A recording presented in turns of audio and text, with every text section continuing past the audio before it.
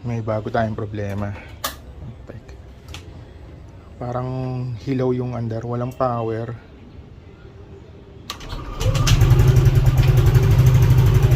Umaandar lang siya pagka uusad lang kami pagka nasa around 5 to 6k RPM. Tapos sinagad ko na yung throttle, hindi pa rin kami bumibilis. Hindi ko maintindihan kung bakit.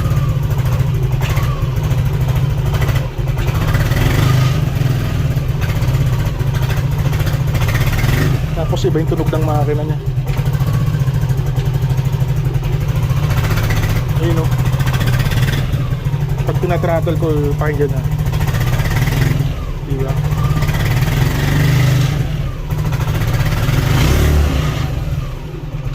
Uy, tapos namamatay. Walang error codes. Naiinis na ako, magpapasko pa naman.